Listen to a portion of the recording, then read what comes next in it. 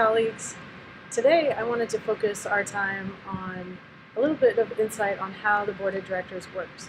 And I thought I'd use the example of the recent statement that we put together and published that was emphasizing our commitment to equity, diversity, and inclusion in light of various tragic incidents that have happened around the world, actually. And so I wanted to take you through what that process was like for us, because those of you who've been members for a while know that that's not something that NIRSA has always done in the past, but it is something that felt very appropriate for the time. So as many of you who are listening, we learn about these tragic incidents. Maybe it's over social media, or it's somebody talking at the office, something like that, or you might get a text from a friend asking, hey, how are you doing? To make sure that you and your family are okay after an incident. And so obviously board members learn about those things kind of in the same way. But what's a little bit different serving on the NIRSA board is that sometimes we think about it from a NIRSA perspective as well. And sometimes that started with a couple different NIRSA members contacting one of the board members to ask about, hey, what is NIRSA going to do in response to, say, the incident in Orlando or in Texas or in France. And then we have kind of individual conversations that happen amongst different board members as well. What was interesting about and kind of challenging about doing this in July, as many of you know, it's a very popular time for us to take vacations. And so during this whole process of coming up with this statement, at least one or two members of the board was on vacation at the time. So it made it a little bit challenging to make sure we were all on the same page. So as those discussions started happening, we started to wonder, what is really the role of NIRSA in these types of situations? Because sure, we could add to the growing list of messages that says our thoughts and prayers are with the population or the group of folks who are just involved in such a tragic incident. But honestly, at this point, it feels really frustrating I don't even know the right words to describe, but it didn't feel like the best way that we could contribute to the conversation, because all of our news feeds are filled up with thoughts and prayers. And yes, we do feel that way, but how can NIRSA play a distinctive role in responding to such incidents?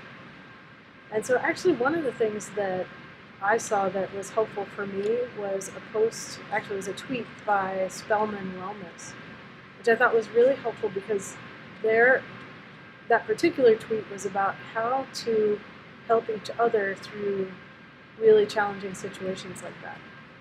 And so it got me thinking about our roles on our campuses, where we obviously support each other through challenging situations, but also helping our students through situations. Our globe is very small now, and knowing that students have connections all around. So as our students start to come back to campus this fall, are we going to be ready to support them through different situations? We even learned of a situation or a connection that one of our longtime NIRSA leaders has, where his brother actually is a Dallas police officer. So those are the kind of connections that you're going to stumble upon as you work with students. And so it became, kind of as the board, we came up with, here are some key kind of talking points that we wanted to incorporate in this statement. So one of them is, what are resources that we can use with each other to help us through these challenging situations? And it also just kind of coincidentally happened that a couple months ago, the board has been working with the Equity, Diversity, and Inclusion Commission on their next phase of work, which is on resources for our profession. So it's really great timing, because I think it's something that a lot of us need right now to help us through this month and this semester. So I'm excited that we're able to invest in that and to make progress in that area. So that's kind of a quick summary of of how that happened. All these different dialogues we came up with the different talking points. It was actually our NIRSA staff that helped author most of that. And then the board's role after that was to do some edits, and then we agreed as a whole group that